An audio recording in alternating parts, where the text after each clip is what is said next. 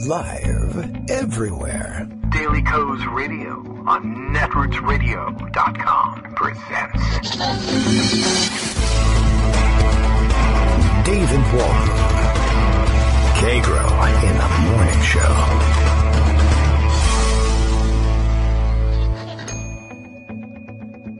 Now, here's David Waldman. Hey, good morning, everybody. How you doing? Today we will pretend it is Monday, October 9th, 2017. I am, of course, enjoying the long weekend, though we shall not speak of the reason for the long weekend, I guess, until we can settle on a politically correct, I'm willing to be politically correct. It's okay. Just means you're not insulting anybody if you can help it.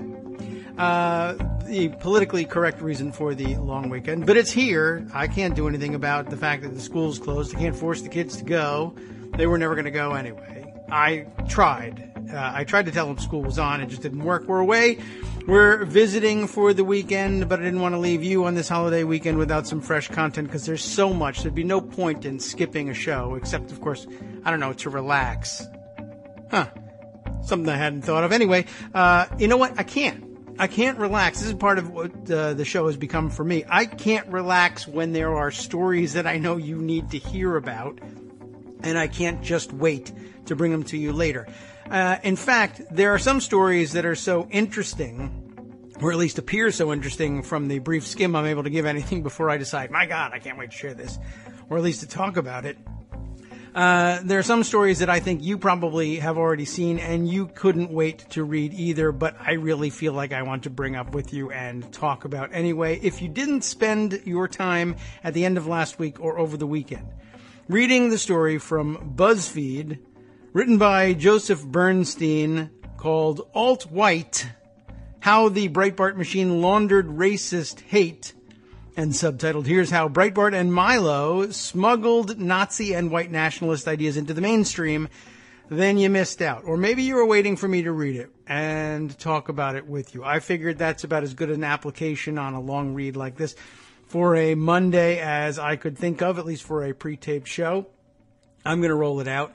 We got to take a look at it. And before I get any further into it, I'm still scrambling around to find the tweet, but I did have somebody chime in for us the other day about the story of the arrest of the guy who had organized the alt-right march in Charlottesville. And I now realize, of course, I've put that away and I no longer have it at my fingertips. But let me go back into the archives and see if we can't dig that one up. You remember that he had just been indicted, I guess, not arrested again, but indicted for a January incident in which he ended up getting into a altercation with somebody over the gathering of signatures on a petition targeting a particular city council person in Charlottesville. And you'll recall that he ended up getting himself indicted for perjury, which is not a particularly easy thing to do, as it turns out, according to the story. And, he had gotten himself in trouble and was, like I said, it was over gathering signatures for a petition. And at the time, it puzzled me, and I just sort of skimmed over it. What is it? What's the beef that this guy had with this particular council person? And I didn't know, but I felt like we had to move on. I did have somebody tweet to me, and we'll see if I can't dig it up or at least credit them at some point. Since technically it's a recording, I could stop it at any time, but I just feel like I keep on going here. I didn't know what the beef was with this particular council person. Why were they targeting him?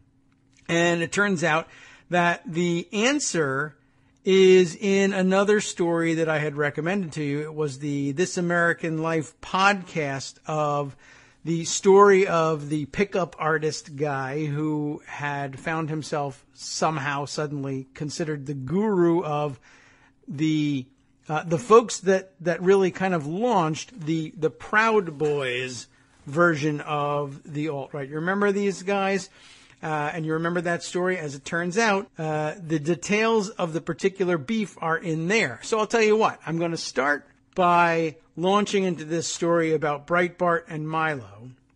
And I will make this pledge to you, by the time I get to the end of what becomes this show, I will have dug up all of that information and talked it over with you. I just felt like I had to blurt it out to give myself a reminder so that I could make sure to come back to it. Because I don't know, for whatever reason, all of this stuff is not immediately apparent. I thought it would have been up at the top of my, there it is, up at the top of my archive. It was Jason Kessler was the name of the guy who organized the alt-right march in Charlottesville. James Taylor, how could I forget, was the guy he got in an altercation with, but that the whole thing had started over a fight over the petitions. Where's the guy's name who he was trying to have removed from the Charlottesville City Council?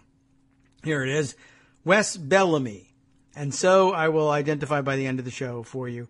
One, where you can find the explanation of that story. And two, hopefully, who was it that pointed out that the answer was in the middle of the This American Life podcast that we never got to play, but we did discuss to some extent. Anyway, let's put it aside for just a moment then and launch into the alt-white, how the Breitbart machine laundered racist hate. I've got to know. You've got to know.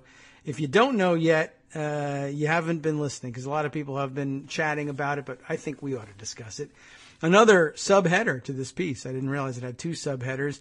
Not only here's how Breitbart and Milo smuggled Nazi and white nationalist ideas into the mainstream, but also a cache of documents obtained by BuzzFeed News reveals the truth about Steve Bannon's alt-right, quote, killing machine. That's what he decided to call it. I don't know why.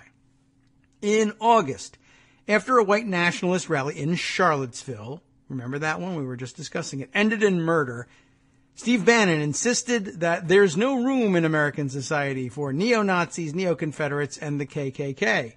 But an explosive cache of documents obtained by BuzzFeed News proves that there was plenty of room for those voices on his website. During the 2016 presidential campaign under Bannon's leadership, Breitbart courted the alt-right, the insurgent, racist, right-wing movement that helped sweep Donald Trump to power. The former White House chief strategist famously remarked that he wanted Breitbart to be the platform for the alt-right. We all remember that. The Breitbart employee closest to the alt-right was, of course, Milo Yiannopoulos, the site's former tech editor, known best for his outrageous public provocations such as last year's Dangerous Faggot speaking tour and September's canceled Free Speech Week in Berkeley. For more than a year, Yiannopoulos led the site in a coy dance around the movement's nastier edges, writing stories that minimized the role of neo-Nazis and white nationalists while giving its politer voices a fair hearing. And that's in quotes, a fair hearing. That's what he called it. In March, Breitbart editor Alex Marlow insisted we're not a hate site. Breitbart's media relations staff repeatedly threatened to sue outlets that described Yiannopoulos as racist. And after the violent white supremacist protest in Charlottesville, Virginia in August, Breitbart published an article explaining that when Bannon said the site welcomed the alt-right, that's not what he said. He said they wanted to be a platform for the alt-right, not, oh, well, you're welcome here. He was merely referring to computer gamers and blue-collar voters who hated the GOP brand. Remember when we discussed his weird connection, the weird revelation he got when he discovered that computer gamers could be organized? These new emails and documents, however, clearly show that Breitbart does more than tolerate the most hate-filled racist voices in the alt-right. It thrives on them, fueling and being fueled by some of the most toxic beliefs on the political spectrum and clearing the way for them to enter the American mainstream. It's a relationship illustrated most starkly by a previously unreleased April 2016 video in which Yiannopoulos sings America the Beautiful in a Dallas karaoke bar as admirers, including the white nationalist Richard Spencer, raise their arms in Nazi salutes. Hey, I didn't expect that. These documents chart the Breitbart alt-right universe. They reveal how the website, and in particular Yiannopoulos, links the Mercer family, the billionaires who fund Breitbart, to underpaid trolls who fill it with provocative content, and to extremists striving to create a white ethno-state.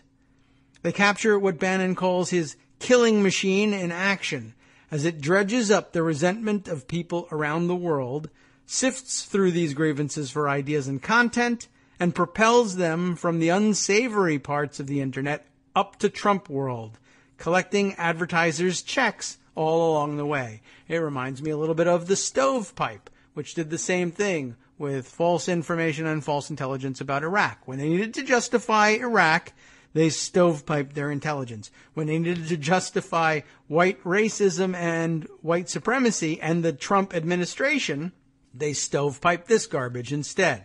But they get paid for it all along the way. The cache of emails, some of the most newsworthy of which BuzzFeed News is now making public, expose the extent to which this machine depended on Yiannopoulos, who channeled voices both inside and outside the establishment into a clear narrative about the threat liberal discourse posed to America. The emails tell the story of Steve Bannon's grand plan for Yiannopoulos, whom the Breitbart executive chairman transformed from a charismatic young editor into a conservative media star capable of magnetizing the new generation of reactionary anger. Often the documents reveal this anger came from a legion of secret sympathizers in Silicon Valley, Hollywood, academia, suburbia, and everywhere in between. I have said in the past that I find humor in breaking taboos and laughing at things that people tell me are forbidden to joke about, Yiannopoulos wrote in a statement to BuzzFeed News. But everyone knows me, who knows me, knows I'm not a racist. Well, I know you. You are a racist.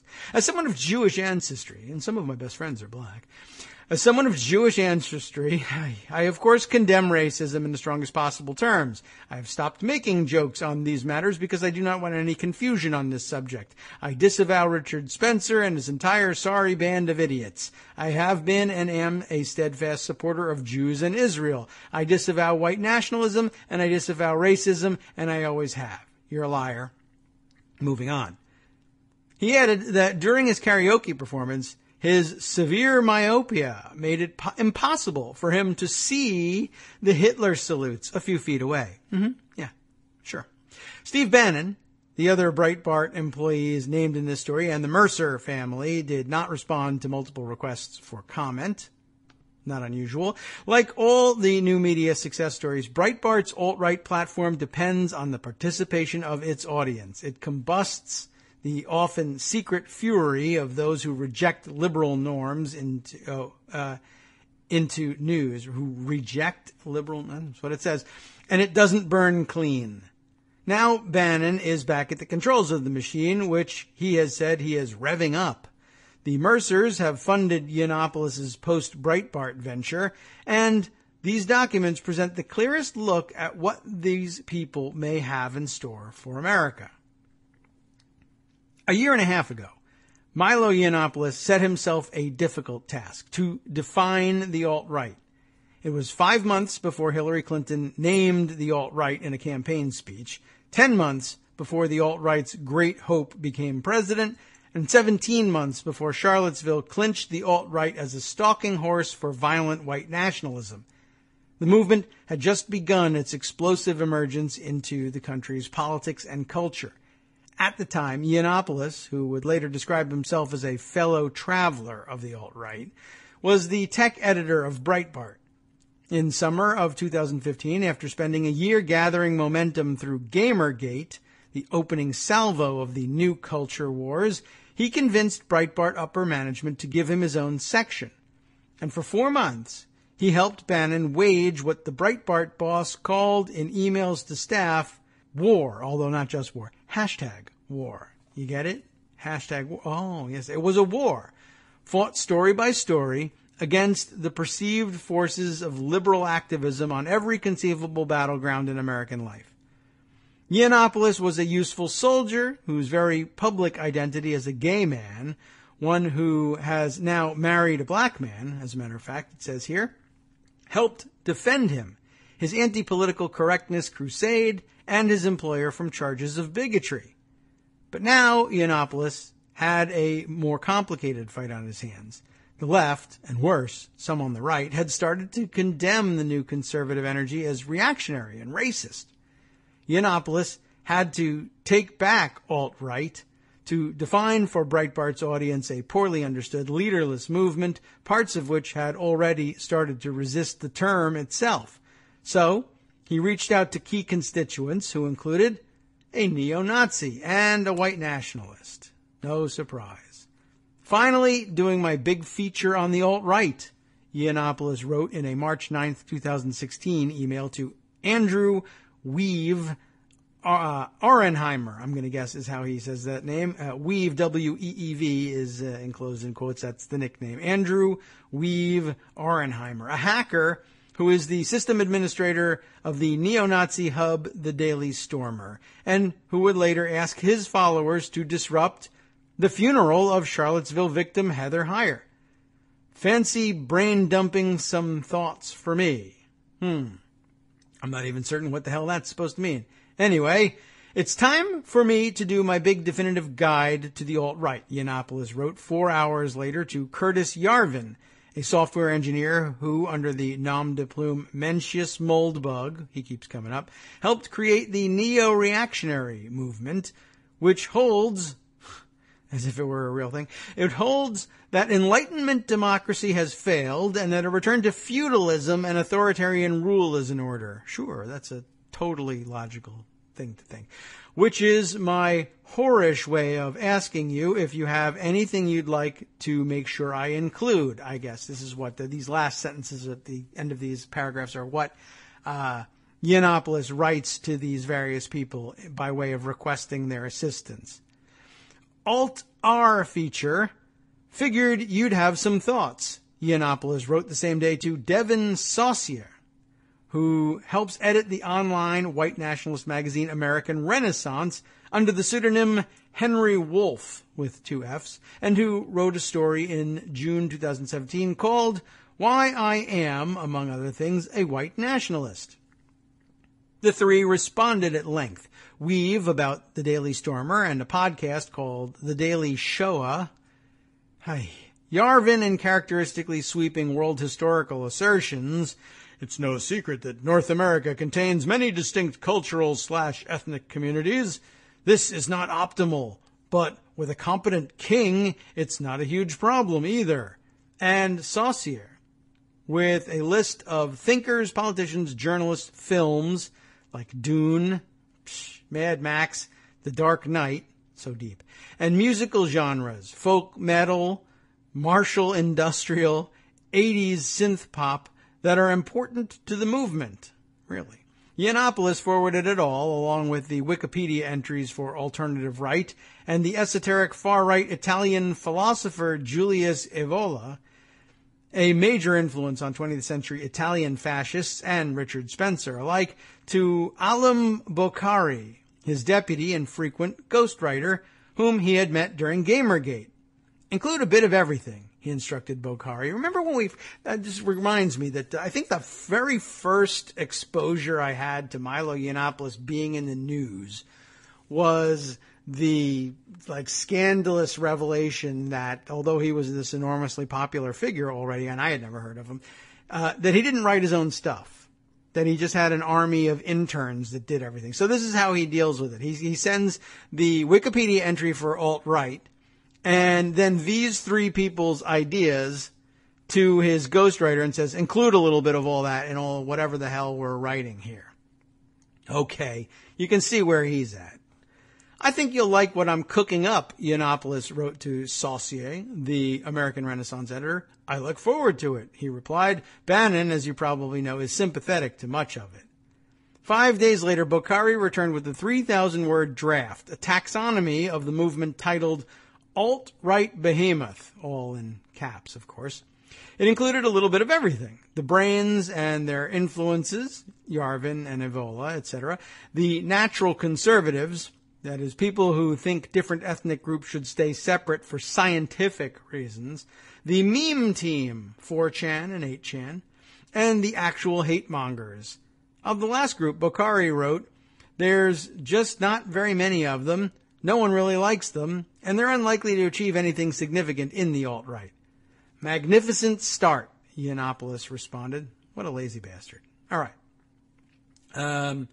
Moving on. Over the next 3 days, Yiannopoulos passed the article back to Yarvin and the white nationalist Saussure, the latter of whom gave line-by-line annotations. He also sent it to Vox Day, a writer who was expelled from the board of the Science Fiction and Fantasy Writers of America for calling a black writer an ignorant savage, and to Alex Marlowe, the editor of Breitbart. Solid, fair, and fairly comprehensive, Vox Day responded, with a few suggestions. Most of it is great, but I don't want to rush a major long-form piece like this, Marlowe, the editor, wrote back.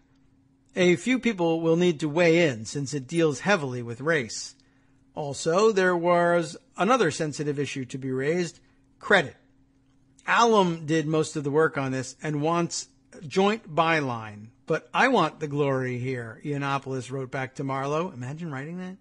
I am telling him you said it's sensitive and want my byline alone on it. Wow. Well, Bokhari might be interested in reading these things. Minutes later, Yiannopoulos emailed Bokhari. I was going to have Marlowe collude with me about the byline on the alt-right thing because I want to take it solo. Will you hate me too much if I do that? Truthfully, management is very edgy on this one. They love it, but it's racially charged, and they would prefer it. Will management definitely say no if it's both of us? Bokhari responded. I think it actually lowers the risk if someone with a brown-sounding name shares the BL byline. That's true. Bokhari is sort of brown-sounding, isn't it? 5 days later, March 22nd, Marlowe returned with comments. He suggested that the story should show in more detail how Yiannopoulos and most of the alt-right rejected the actual neo-Nazis in the movement, and he added that Taki's magazine and V-Dare, two publications Yiannopoulos and Bokhari identified as part of the alt-right, are both racist. We should disclaimer that, or strike that part of the history from the article. The published story added in the passive voice, quote, all of these websites have been accused of racism, unquote. Again, the story went back to Bokhari, who on the 24th sent Yiannopoulos still another draft with the subject head, Alt-Right, mein Führer. On the 27th, now co-bylined, did Yiannopoulos lose on that one? The story was ready for upper management. Bannon and Larry Solov, Breitbart's press-shy CEO. It was also ready on a separate email chain for another read and round of comments from the white nationalist Saussure, the feudalist Yarvin, and the neo-Nazi Weave, and also Vox Day. I need to go through this tomorrow in depth, although I do appreciate any piece that mentions Ebola. Or maybe, I wonder if it's Ebola or Evola. No idea here. Ebola makes it sound more like the disease, though. Well, that was Bannon's comment. I appreciate any piece that mentions him. On the 29th, in an email titled, Steve wants you to read this, Marlowe sent Yiannopoulos a list of edits and notes Bannon had solicited from James Pinkerton, a former Reagan and George H.W. Bush staffer and a contributing editor of The American Conservative. The 59-year-old Pinkerton was put off by a cartoon of Pepe the Frog conducting the Trump train. I love art, he wrote in line. I think Breitbart News Network needs a lot more of it, but I don't get the above. Frogs? Kermit? Am I missing something here? I guess he's just too old. But interesting, by the way, that they reached back to H.W. Bush staffers for help in this thing. Maybe it's the same as it ever was. Later that day, Breitbart published an establishment conservative's guide to the alt-right. It quickly became a touchstone cited in the New York Times, the Los Angeles Times, the New Yorker, CNN, and New York Magazine, among others, and its influence is still being felt. This past July, in a speech in Warsaw that was celebrated by the alt-right, remember that one, President Trump echoed a line from the story, a story written by a brown-sounding amanuensis, all but line edited by a white nationalist, laundered for racism by Breitbart's editors, and supervised by the man who would in short order become the president's chief strategist, The machine had worked well. It hadn't always been so easy. The next section begins. The previous November, Yiannopoulos emailed Bannon with a bone to pick. Breitbart London reported that a London college student behind a popular social justice hashtag had threatened the anti-Islam activist Pamela Geller. The story is horse crap. That's not exactly the terminology he uses, but this is horse S, and we should never have published it, Yiannopoulos wrote. Reckless and stupid. Can you imagine him saying such a thing now? Reckless and stupid. Strongly recommend we pull. It's insanely defamatory. I spoke to Pamela Geller, and even she said it was rubbish. We're outright lying about this girl, and surely we're better than that. We can and should win by telling the truth. Can you imagine? This is actually Milo Yiannopoulos writing this, but I guess before Bannon gets to him, because 6 minutes later, Bannon wrote back to say wrote back to his tech editor in a fury. You're, and he spells it wrong, of course, Y-O-U-R, not the right you-are, you're full of, well, that other word that we couldn't say a minute ago. You're full of S. When I needed your advice, or when I need your advice on anything, I will ask. What a friendly guy this Bannon is. The tech site is a total,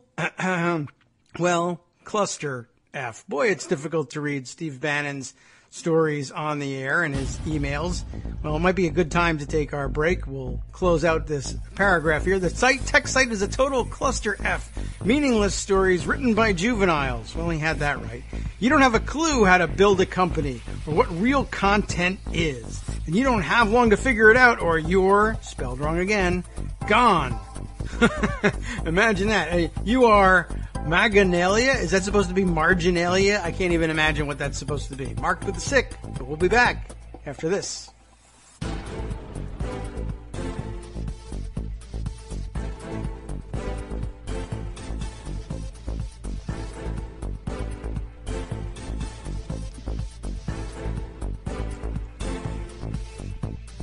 Welcome back to more of the Kagro in the Morning Show here on Netroots Radio. Yeah, I checked that out during the little break I gave myself. Maganalia. That was supposed to be marginalia, I think. You are marginalia.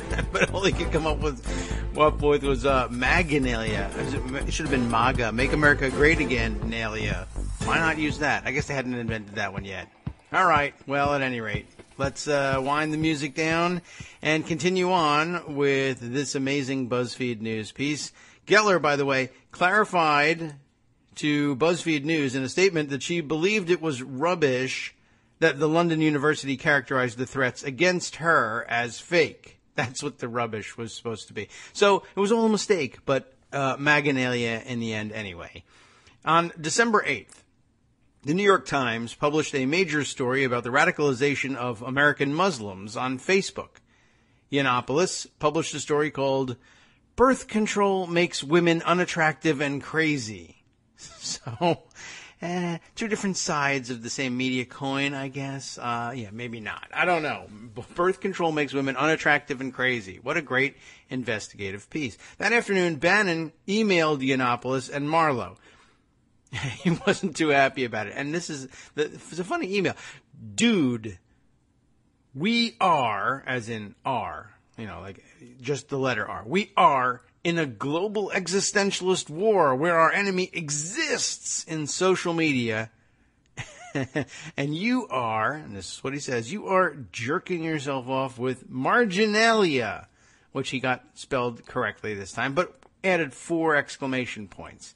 You, the letter U, you should be owning this conversation because you are everything they hate. 3 exclamation points. Drop your toys, pick up your tools, and go help save Western civilization. Boy, that Bannon, he really is something of a philosopher king when you look at his emails, isn't he? All those interesting pieces about the amazing intellectualism of Steve Bannon and how he was bringing the great books of Western civilization, some of the lost treasures of fascist history, back to life. You are jerking off. You are in a global existentialist war. Dude. boy. And how many exclamation points can we fit in there? It really is something inspiring about seeing 4 and 5 exclamation points explaining. In case you didn't understand being in an existential war, 5 exclamation points will make it really, truly an intellectual point. Message received, Yiannopoulos wrote back, I will do a week of Islam next week. I don't even know what Bannon's looking for here. You don't need that, Bannon responded. Just get in the fight. And when he M dashes, he uses 3 dashes for this. He just know how to type. Just get in the fight. You are social media, and they have made it a powerful weapon of war. There is no war correspondent in the West yet, dude, and you can own it and remember for 3 generations, 2-M-, or sit around wasting your God-given talents, once again, jerking off to your fan base. Boy, he's a super fun guy to talk to in email, isn't he? Over the next several months, Yiannopoulos began to find the right targets. First, it was a continued attack on Sean King, the writer and Black Lives Matter activist whose ethnicity Yiannopoulos called into question. Next, it was then Yahoo CEO Marissa Mayer, who Bannon called in an email to Yiannopoulos the poster child for the narcissistic ecosystem. Until he got himself a new poster child, I guess. Donald Pear-Shaped Trump. Okay, well, anyway, I don't mean to get on the guy's back for that. And increasingly, it was enemies of Donald Trump in response to a Yiannopoulos pitch accusing a prominent Republican opponent of Trump of being a pill popper. Bannon wrote, I can't believe he really starts his emails this way. Dude! 3 exclamation points. LMAO! Just 1 exclamation point. Epic! The guy thinks he's a teenager, but a Philosopher King teenager. And Bannon signed off on an April story by Yiannopoulos imploring #NeverTrumpers to get on board with Trump and the alt-right. Bannon did, however, veto making it the lead story on the site, writing to Yiannopoulos and Marlowe, looks like we have our thumb on the scale. Well, you do. It's just the problem was that now you look like it. Why was Bannon so concerned with the focus of his tech editor's energies? In a February email exchange before Yiannopoulos appeared on Greg Gutfield's Sunday Fox News show, Bannon wrote, Gutfield should become an object lesson for you. Brilliant cultural commentator who really got pop culture, the hipster scene, and avant, yes, with a D, avant-garde, got on Fox and tried to become a political pundit, lost all credibility. You are one of the potential heirs to his cultural leadership, so act according. He is a genius. Bannon was grooming the younger man for something greater, like spelling, I guess. In May, Bannon invited Yiannopoulos to Cannes for a week for the film festival. Want to discuss TV and film with you, he wrote in an email. You get to meet my partners, hang on the boat, and discuss business. Yeah, he's finally getting it. On the boat. By the way, I've never really understood, how... I'm thinking such great thoughts that I can't spare the time to hit the Y and O button before a U, or an A and an E on either side of R. I've always despaired of that. Anyway, the boat was the Sea Owl. What a great name for a boat. A Sea Owl, a 200-foot yacht owned by the hedge fund billionaire Robert Mercer, who is a major funder of Breitbart and various other far-right enterprises. And once again, my theory, everything that Bannon has ever done, all the philosophy genius successes that he's had in politics are simply bought and paid for by Mercer money. He doesn't actually do anything or convince anyone or build an organic following. He just has Mercer pay for things, and then they say, look at this tremendous success. It's paid for. I don't know. No one seems to really want to talk about that part. They talk about their connection all the time. Don't get me wrong. But I think there needs to be maybe more writing about the fact that minus Mercer, he has nothing. Biosphere 2, I guess. That week, Yiannopoulos shuttled back and forth from the Cannes Palace Hotel. I've never understood how to pronounce the name of that city. I don't pay enough attention to the film awards to hear how we're supposed to say that in English. But anyway, he back and forth from the Palace Hotel to the pier next to the Palais des Festivals. Oh, look at all this French is going to be here. The Palais des Festivals et des Congrès. I speak no French, and it's so obvious. And the green-sterned, fantasy-inspired vessel, complete with a Dale Chihuly chandelier. I do not move into circles that has any interest in finding out. I'm actually not even interested how to pronounce what kind of chandelier there is on the Sea Owl. Though I will note for you, if you are reading along with us, that the fact that the vessel is fantasy-inspired has a link all of its own. So you might want to check that out, see what fantasy it was. The Mercers were in town to promote Clinton Cash. That's what they brought to the Cannes Film Festival. The Clinton Cash, a film produced by Bannon, of course, and their production studio, Glittering Steel. On board, you heard about all that place before. Yiannopoulos drank, mingled, and interviewed Phil Robertson, the lavishly bearded patriarch of Duck Dynasty, for his podcast. I know how lucky I am, Yiannopoulos wrote to Bannon on May 20th. I'm going to work hard to make you some money and win the war. Thanks for having me this week and for the faith you're placing in me, Chief. The left won't know what hit them. Answer, you. Just focus on being who you are. Oh, this time he spelled A-R-E. Wow. We will put a top-level team around you. Bannon wrote back, #war. He's a super serious philosopher. He really is. On July 22nd, 2016, Rebecca Mercer, Robert's powerful daughter, emailed Steve Bannon from her Stanford alumni account. She wanted the Breitbart executive chairman, whom she introduced as, quote, one of the greatest living defenders of liberty. No, seriously, dude, you are one of the greatest living defenders of liberty. She should have said it that way. To meet an app developer that she knew. Well, of course, you should come and meet this app developer. Apple had rejected the man's game, Capitol Hill Awry. Get it? Hill Awry. It's one word. Hill Awry. In which players delete emails, a la Hillary Clinton, from the App Store that had been rejected from the App Store. And the young Mercer wondered if we could put an article up detailing his First Amendment political persecution. It's not really a First Amendment issue if the Apple App Store won't take your dumb game. But okay, they always think it is. Bannon passed the request from Mercer to Yiannopoulos. Yiannopoulos passed it to Charlie Nash, an 18-year-old Englishman whom he had, it says here, just met at a conference, whatever, of the populist right-wing UK Independence Party from the previous year, and who started working as his intern immediately after. Exactly, right? So, like some bleach blonde messiah of anti-political correctness, Yiannopoulos tended to draw in ideologically sympathetic young men at conferences, campus speeches, and on social media, accumulating more and more acolytes as he went along. In June 2015, it was Ben Q, K-E-W, I guess is his pronunciation, who invited Yiannopoulos to speak at the University of Bristol, where he was a student. Now he's a staff writer for Breitbart.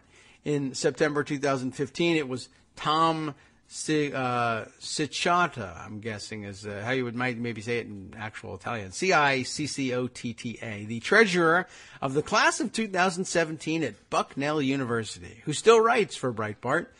In February 2016, it was Hunter Swager, really, seriously, a University of Michigan student, and then the editor of the conservative Michigan Review, whom Yiannopoulos cultivated and brought on as a social media specialist during his Dangerous Faggot tour.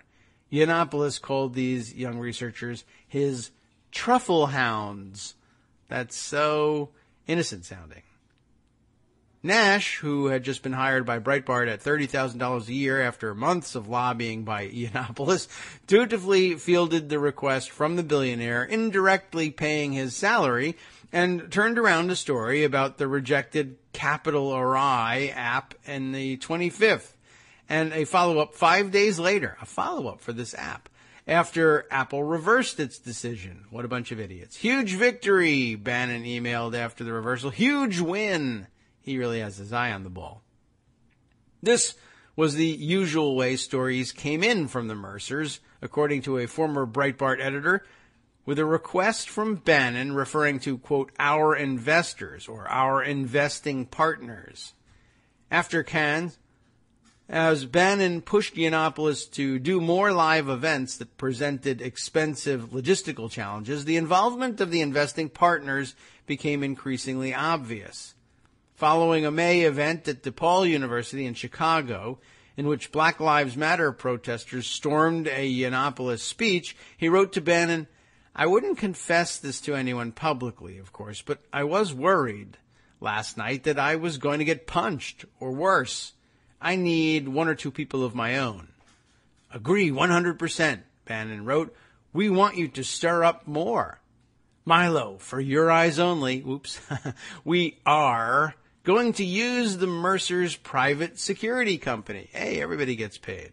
Copied on the email was Dan Fluet, I'm guessing again at the pronunciation, Bannon's co-producer at Glittering Steel, and the man who acted for months as the go-between for Yiannopoulos and the Mercers, as Yiannopoulos made the transition in summer 2016 from being a writer to becoming largely the star of a traveling stage show. Fluet was enlisted to process and wrangle the legion of young assistants, managers, trainers, and other talent the Breitbart tech editor demanded be brought along for the ride. We have an expanding chart of faces here illustrating the piece as we go on. First came Tim Gionet, I'm guessing again, Gionet, the former BuzzFeed social media strategist, what do you know, who goes by Baked Alaska. Ah, yes, we all remember that guy on Twitter, whom Yiannopoulos pitched to Fluet as a tour manager in late May. Time out here for just a second to bring you like a live-ish update on the Baked Alaska thing. I just saw, as you know, I'm reading this ahead of time, but I saw on Twitter not that long ago in real time here, somebody retweeting a rather amazing captured exchange with Baked Alaska on Twitter. I could not believe this one was real, but Baked Alaska complaining on Twitter just a little while ago that the Democratic Party defended slavery, started the Civil War, and founded the KKK. But you'll never hear that in a history class. He is answered online by someone who you've probably even seen, retweeted in your own timeline, tweeting under the name of Krang Nelson. Or I guess isn't he usually Krang T. Nelson, but he's put a little ghost in there for Halloween. He said, anyway, Krang responds to him, LOL, you absolutely learned that in history class. I did. I think everybody probably did. It's rather amazing. It's one of the, more fun things they can teach you about controversial angles of history at that young age. You never hear that in a history class. You absolutely hear that in a history class. Baked Alaska responds, I was homeschooled and it was not taught. I mean, who does he think there's? I don't know. I mean, it's so dumb, I think it might even possibly have been offered ironically, except the guy is actually that dumb. Well, anyway, if it wasn't so hilarious, it would be sad. Or rather, if it wasn't so sad, it would be hilarious or something. But apparently it was just hilarious anyway. Anyhow, continuing on with the idiots that Milo begins collecting around himself, there's Baked Alaska, whom Yiannopoulos pitched as a tour manager. Can you imagine that guy managing anything? In late May. He accompanied Yiannopoulos to Florida after the June 2016 Pulse nightclub killings in Orlando. What a serious set of people to send to that site. The two planned a press conference outside a mosque attended by the shooter, Omar Mateen. Brilliant, Bannon emailed. By the way, BTW, they are all factories of hate. Of course. After some impertinent tweets and backtalk from Gionet, Fluette became Yiannopoulos' managerial confidant. Baked Alaska blew that assignment, everybody.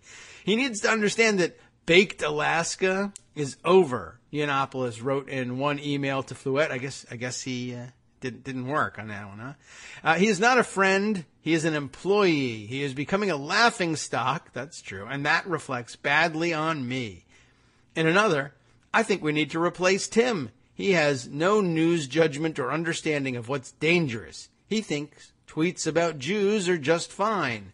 He seems more interested in his career as an obscure Twitter personality than my tour manager. Well, you got that part right. At the Republican National Convention, which he attended, Yiannopoulos deliberately chose a hotel for Janet far from the convention center, writing to another Breitbart employee, exactly where I want him. He needs the commute to remind him of his place. He's a very regal guy, our Yiannopoulos, who apparently can't bring himself to just say you're fired because he's so hardcore and type A and alpha dog, etc., etc. Janet did not respond to multiple requests by BuzzFeed News for comment, but Janet, who would go on to march with the alt-right in Charlottesville, was still useful to Yiannopoulos as a gateway to a group of young, hip, well, maybe, social media savvy Trump supporters. Yiannopoulos managed all of his assistants and ghostwriters under his own umbrella using Yiannopoulos.net emails and private Slack rooms. This structure insulated Breitbart's upper management from the 4chan savants and Gamergate vets working for Yiannopoulos, and it gave Yiannopoulos a staff loyal to him above Breitbart. Indeed, Yiannopoulos shopped a separate Team Milo section to Dow Jones, which publishes the Wall Street Journal in July of 2016. Ambitious. It also sometimes led to extraordinarily fraught organizational and personal dynamics. Take Alam Bukhari, the Oxford-educated former political consultant whom Yiannopoulos rewarded for his years of grunt work with a $100,000 ghostwriting contract for his book, Dangerous. Even the book is ghostwritten. But the men were spying on each other. In April of 2016, Yiannopoulos asked Bukhari for, quote, a complete list of the email, social media, bank accounts, and other system and services of mine you have been accessing and how long you've had access. Oh. Bukhari confessed to having logged into Yiannopoulos' email and Slack and had used Yiannopoulos' credit card for an Airbnb, a confession Yiannopoulos quickly passed on to Larry Solov, the Breitbart CEO. That is a major infraction. My basic position is that he is not stable and needs to be far away from me, Yiannopoulos wrote to Marlowe and Solov. How does this keep happening to Milo Yiannopoulos, gathering dangerous and unstable young men around him? What an odd thing for him to be doing. Meanwhile, Yiannopoulos had compiled a transcript of what he called a short section of 30 hours of recording down on paper, which appeared to be of conversations between Bukhari and a friend.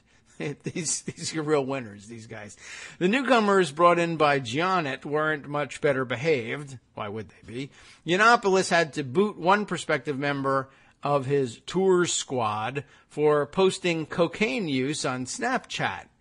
Mike Mahoney, then a 20-year-old from North Carolina, because that's where all the cocaine is, had to be monitored because of his this is a different one. He had to be monitored because of his propensity for racism and anti-Semitism on social media. That is where a lot of the racism and anti-Semitism is. So that's good. He's a genuine homegrown product. Mahoney was later banned from Twitter, but he's relocated to Gab, a free speech Uber alles social network, where he is free to post messages such as, reminder, Muslims are fags.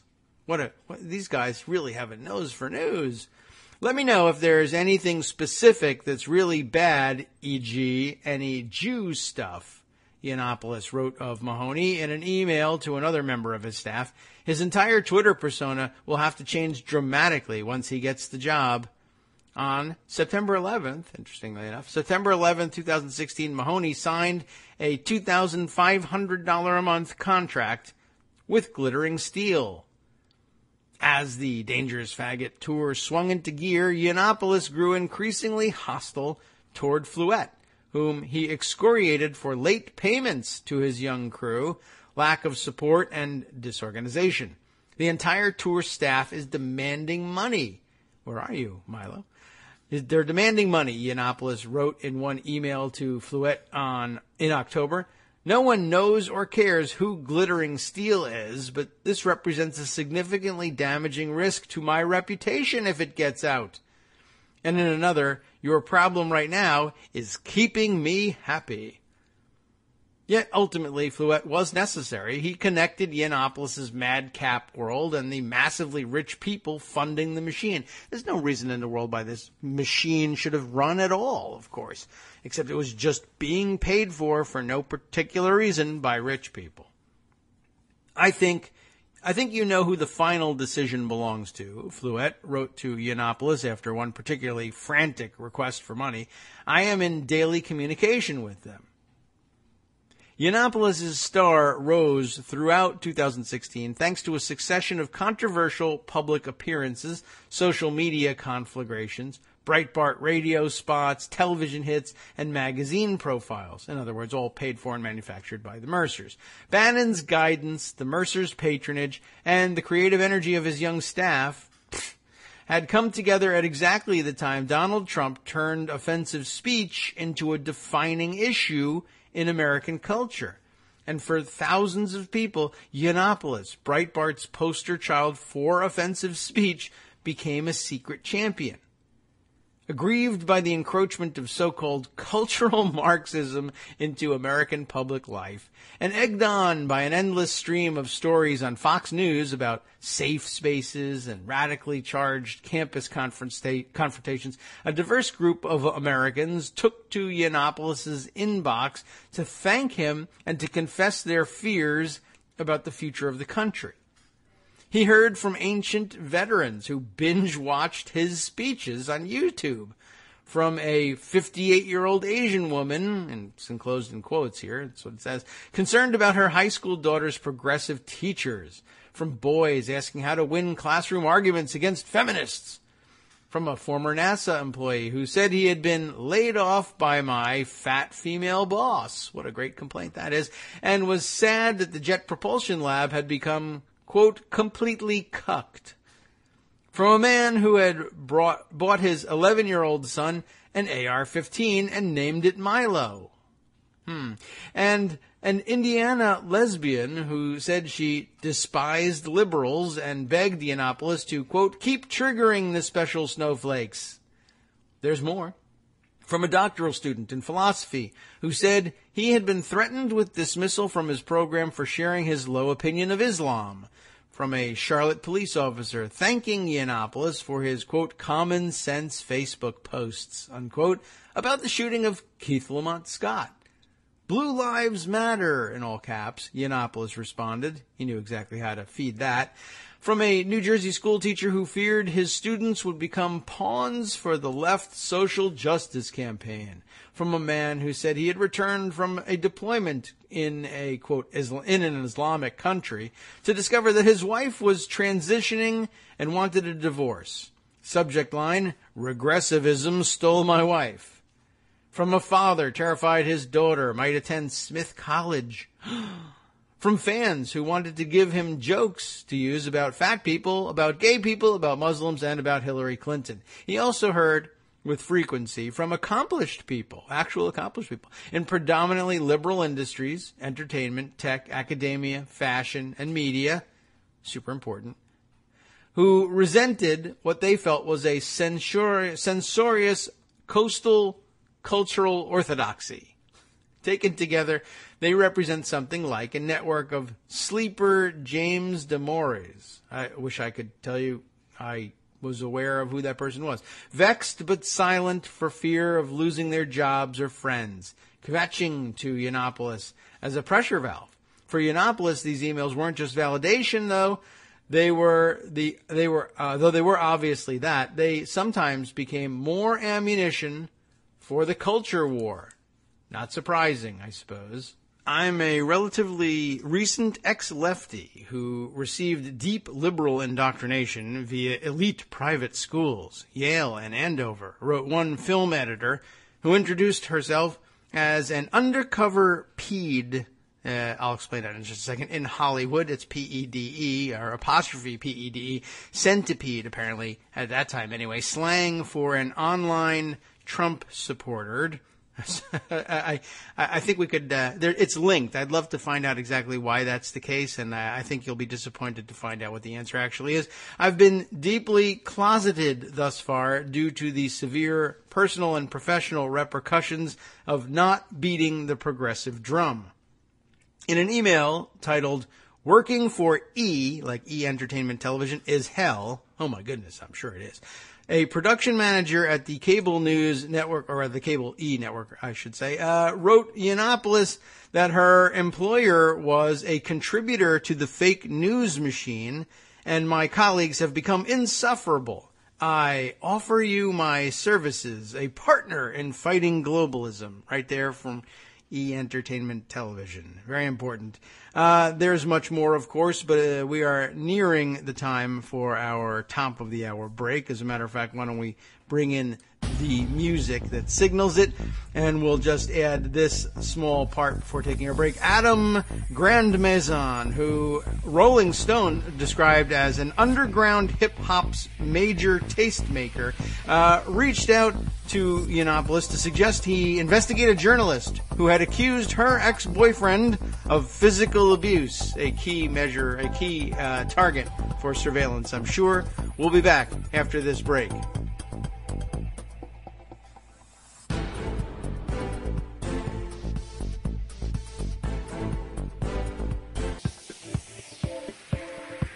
Welcome back now to the Kagro in the Morning Show here on Netroots Radio. We just after the want to catch back up to where we were after that brief break. We were in the middle, of course, of reading the article that everyone's talking about from BuzzFeed News, the epic saga of entitled. I guess I should go back up and get that real title too. Of course, that means I'll lose my place in reading all this, but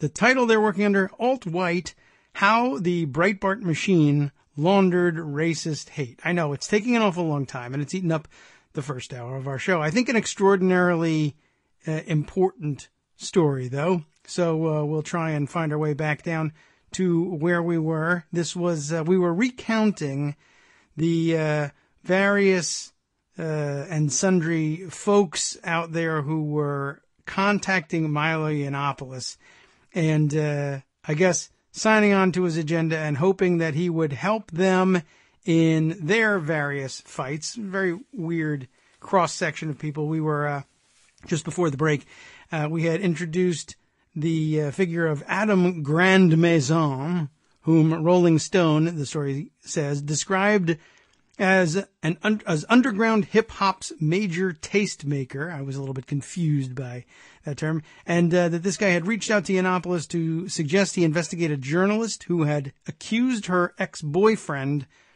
of physical abuse. There's more to this particular little bit of the story, but I'll tell you a little other thing I found out. It says in an email to BuzzFeed News, Grandmaison wrote that he was merely voicing concern about a black man being judged by the media. That could be the case, of course. You never know.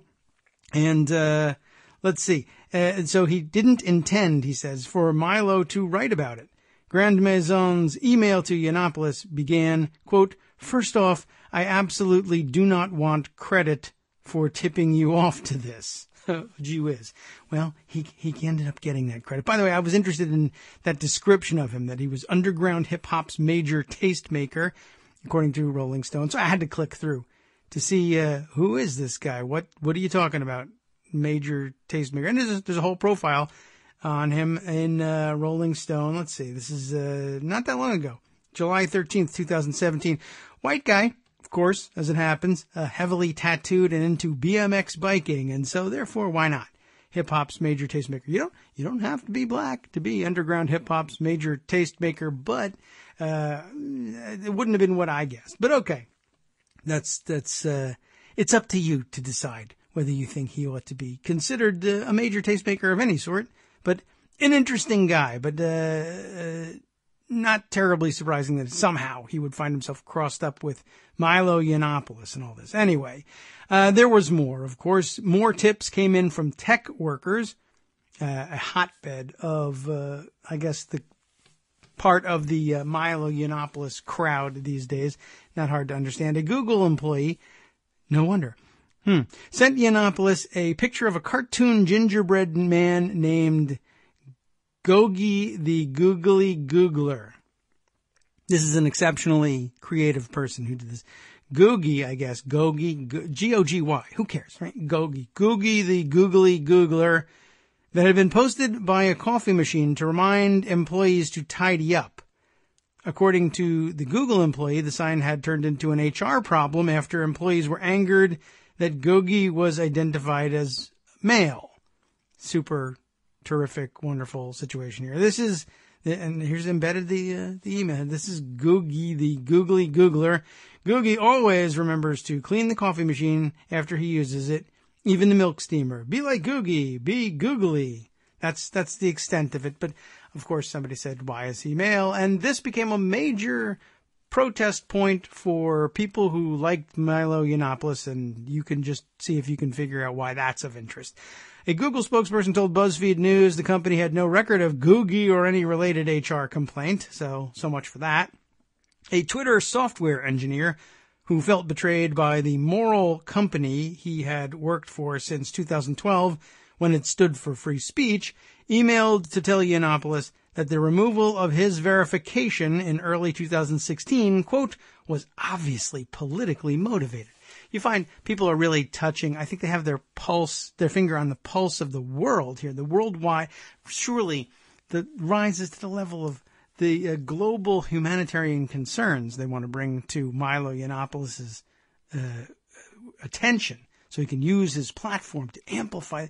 This guy was verified, and then he wasn't.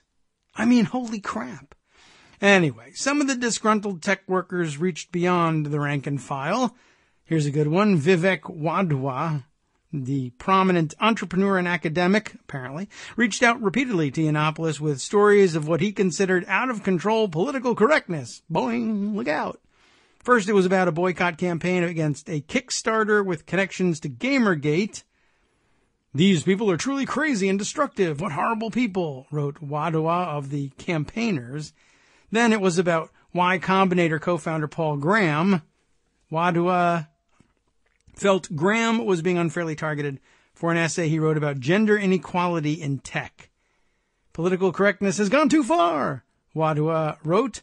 The alternative is communism. Yes, that's the only possible alternative to being decent to one another. Not equality. That's the alternative. It's not equality. It's going to be communism. And that is a failed system. Yiannopoulos passed Wadhwa's email to Bokhari, who promptly ghost wrote a story for Breitbart. Social justice warrior knives out for startup guru Paul Graham. Dun, dun, dun. I had music for that, but I can't find it quickly enough. Wadhwa told BuzzFeed News that he no longer supports Yiannopoulos. Wow, I wonder if that's because Yiannopoulos never supported you, Vivek. Yiannopoulos also had a private relationship, with the venture capitalist Peter Thiel. Yeah, so that, I remember that guy. He was, briefly famous. It still is, I think, though. Maybe we haven't rid ourselves of him just yet, because he's got billions of dollars. Though he was more circumspect than some other correspondents, Thiel was, after turning down an appearance on Yiannopoulos' podcast in May 2016, Thiel saying, let's just get coffee and take things from there. Okay. Thiel invited the Breitbart tech editor for dinner at his Hollywood Hills home in June. Oh no, Hollywood elites. Damn. At dinner, Yiannopoulos boasted of the same night to Bannon. You two should meet, an obvious candidate for movie financing if we got external. He has, says it just this way. He has effed, Gawker Media founder Nick Denton. And Gawker, in so many ways, it brought a tear to my eye. They made plans to meet during the July Republican National Convention, but much of Yiannopoulos' knowledge of Thiel seemed to have come secondhand from other right-wing activists, as well as Curtis Yarvin, the blogger who advocates the return of feudalism. In an email exchange shortly after the election, Yarvin told Yiannopoulos that he had been coaching Thiel. "Peter needs guidance on politics for sure," Yiannopoulos responded. "Less than you might think," Yarvin wrote back. "I watched the election at his house. I think my hangover lasted into Tuesday. He's fully enlightened. Just plays it very carefully." And Yiannopoulos vented privately after Thiel spoke at the RNC, an opportunity the younger man had craved. "No gaze rule doesn't apply to Thiel, apparently," he wrote to a prominent Republican operative in July of 2016. He might be just, vastly more successful than you are and have made a difference in the world. But other than that, sure, you can go ahead and be jealous, Milo. It makes a lot of sense. Thiel declined to comment for this story. In addition to tech and entertainment, Yiannopoulos had hidden helpers in the liberal media against which he and Bannon fought so uncompromisingly. A long-running email group devoted to mocking stories about the social justice internet included, predictably, Yiannopoulos' friend Ann Coulter, but also Mitchell Sunderland, a senior staff writer at Broadly, Vice's women's channel. According to its About page, Broadly is devoted to representing the multiplicity of women's experiences. We provide a sustained focus on the issues that matter most to women. "Please mock this fat feminist," Sunderland wrote to Yiannopoulos in May of 2016, along with the link to an article by the New York Times columnist Lindy West, who frequently writes about fat acceptance. And while Sunderland was Broadly's managing editor, he sent a Broadly video about the Satanic Temple and abortion rights to Tim Giannett, remember Baked Alaska, with instructions to, quote, "do whatever with this" on Breitbart. It's insane. The next day, Breitbart published an article titled Satanic Temple Joins Planned Parenthood in Pro-Abortion Crusade. Because why the hell not? In a statement to BuzzFeed News, a Vice spokesperson wrote, "We are shocked and disappointed by this highly inappropriate and unprofessional conduct. We just learned about this and have begun a formal review into the matter." Imagine being the editor of the Women's Concerns vertical and feeding stupid story ideas like this to Breitbart. "Please mock this fat feminist thing." Thanks a lot. You're doing a great job. By the way, a day after this story was published, Vice fired Mitchell Sunderland, according to a company spokesperson. That will only become a Breitbart story. I'm sure it's already one, and I might have missed it. Dan Lyons, the veteran tech reporter and editor who also worked for nearly 2 years on HBO's Silicon Valley, emailed Yiannopoulos. "You little troublemaker," that's what it says in quotes. That's how he, I guess, addresses him periodically, to wonder about the birth sex of Zoe Quinn, another Gamergate target, and Amber Disco, D-I-C, it's Disco with a K in there, D-I-S-C-K-O, Amber Disco, the founder of the feminist website Femsplain, and to suggest a story about the public treatment of the venture capitalist Joe Lonsdale, who had been accused of sexual assault in a lawsuit that the plaintiff eventually dropped. All the really good, super savory stuff here. And the former Slate technology writer David Auerbach, who once began a column, "Gamergate must end as soon as possible," passed along on background information about the love life of Anita Sarkeesian, the Gamergate target, the goods, as he put it here, about an allegedly racist friend of Arthur Chu, the Jeopardy champion and frequent advocate of social justice causes, and a hot tip, quote unquote, about harsh anti-harassment tactics implemented by Wikipedia. Bokhari followed up with an article, "Wikipedia can now ban you for what you do on other websites." Reached by BuzzFeed News at the same email address, Auerbach said the suggestion that he had written the emails was, quote, "untrue." They are embedded here, however, and I guess you can be the judge of that. Meanwhile, a group of conservative thinkers, that's not enclosed in quotes, but it should be, associated with a variety of institutions, perhaps seeing in the Cambridge-educated, loquacious Yiannopoulos the ghosts of conservative public intellectuals past, struck up close correspondences with the young agitator. Rachel Fulton Brown, a University of Chicago medievalist, sent Yiannopoulos dozens of emails about the history of Christianity, the Crusades, and the righteousness of the West. When Brown posted a defense of Yiannopoulos on the university's website, Breitbart wrote it up. Scott Wolter, president of the conservative think tank the Capital Research Center, advised Yiannopoulos frequently on Republican politics and Catholicism. Yiannopoulos recommended one of his young assistants to Wolter for a research project, and Ghaffar Hussain, who had previously worked on the controversial counter-extremism organization Quilliam, sent Yiannopoulos news that a lecturer at a British university had spoken ambivalently of female genital mutilation. The note immediately led to a story on Breitbart. Lots of people feeding them some really good, juicy stuff. From this motley chorus of suburban parents, journalists, tech leaders, and conservative intellectuals, Yiannopoulos' function within Breitbart and his value to Bannon becomes clear. He was a powerful magnet, able to attract the cultural resentment of an enormously diverse coalition and process it into an urgent narrative about the way liberals imperiled America. It was no wonder Bannon wanted to groom Yiannopoulos for media infamy. The bigger the magnet got, the more ammunition it attracted. But Yiannopoulos had also drawn others into the machine, others to whom a message about Western culture under threat meant much darker things. For nearly a decade, Devin Saucier, remember that name had come up before, and it's spelled like saucier. I don't know whether he says saucier or saucier, or I'm not sure. Who cares?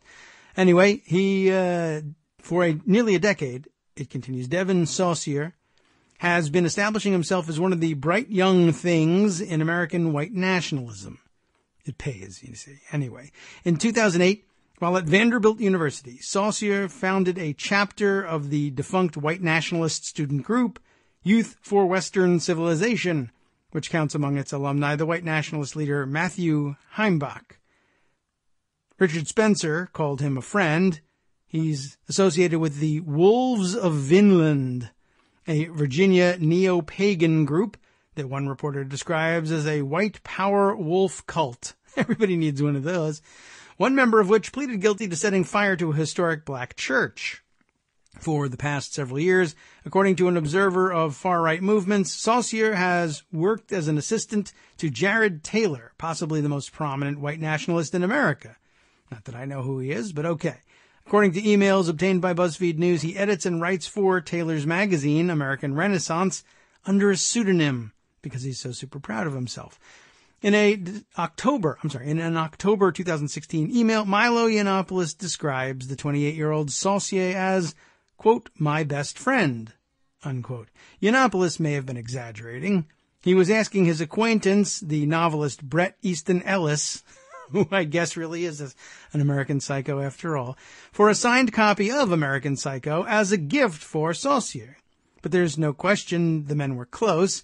After a March 2016 dinner together in Georgetown, they kept up a steady correspondence, thrilling over Brexit, approvingly sharing headlines about a Finnish far-right group called Soldiers of Odin, and making plans to attend Wagner's Ring Cycle at the Kennedy Center. You're in, bring a lunch. You're in for a long one. Saucier, who did not respond to numerous requests for comment, clearly illustrates the direct connection between open white nationalists and their fellow travelers at Breitbart. By spring of 2016, Yiannopoulos had begun to use him as a sounding board, intellectual guide, and editor. On May 1st, Yiannopoulos emailed Saucier asking for readings related to class-based affirmative action. Saucier responded with half a dozen links on the subject, which American Renaissance often covers. On May 3rd, Saucier sent Yiannopoulos an email titled, Article Idea, How Trolls Could Win the General for Trump. Yiannopoulos forwarded the email to Bokhari and wrote, drop what you're doing and draft this for me. Once again, see, that's the problem with these people. They want everything done for them. Reminds me of something that Donald Trump once said. An article under Yiannopoulos' byline appeared the next day, so Bokhari turned it around quick. Also in early May, Saussure advised Yiannopoulos and put him in touch with a source for a story about the alt-right's obsession with Taylor Swift. Yes, Saussure also seems to have had enough clout with Yiannopoulos to get him to kill a story. On May 9th, the Breitbart tech editor sent Saussure a full draft of the class-based affirmative action story. This really isn't good, Saussure wrote back, along with a complex explanation of how true class-based affirmative action would cause black enrollment at all decent colleges to be decimated. That's the kind he's looking for, you see. The next day, Yiannopoulos wrote back, I feel suitably admonished, with another draft. In response, after speculating that Yiannopoulos was trying to soft-pedal racial differences in intelligence, Saussure wrote, I would honestly spike this piece. The story never ran. Wasn't racist enough, I guess. At other times, though, Yiannopoulos' writing delighted the young white nationalist. Yay! On June 20th, Yiannopoulos sent Saussure a link to his story, Milo, on why Britain should leave the EU to stop Muslim immigration. Nice work, Saussure responded. I especially like the references to European identity and the Western greats. On June 25th, Yiannopoulos sent Saussure a copy of an analysis, Brexit, Why the Globalists Lost. Subtle truth bomb, Saussure responded via email to the sentence, Britain, like Israel and other high IQ, high-skilled economies, will thrive on its own. IQ differences among the races are a fixation of American Renaissance. I'm easing everyone in gently, Yiannopoulos responded. Probably beats my bite the pillow, I'm going in dry strategy, Saussure wrote back. It's weird how they turn to that for humor. It's interesting. Okay, whatever, though. I draw no conclusions from it. On occasion, Yiannopoulos didn't ease his masters at Breitbart in gently enough. Frequently, Alex Marlowe's job editing him came down to rejecting anti-Semitic and racist ideas and jokes. In April of 2016, Yiannopoulos tried to secure approval for the neo-Nazi hacker Weave. Remember Orenheimer? Yes, the system administrator for the Daily Stormer, to appear on his podcast. Great provocative guest, Yiannopoulos wrote. He's one of the funniest, smartest, and most interesting people I know. Very on brand for me. Gotta think about it, Marlowe wrote back. He's a legit racist.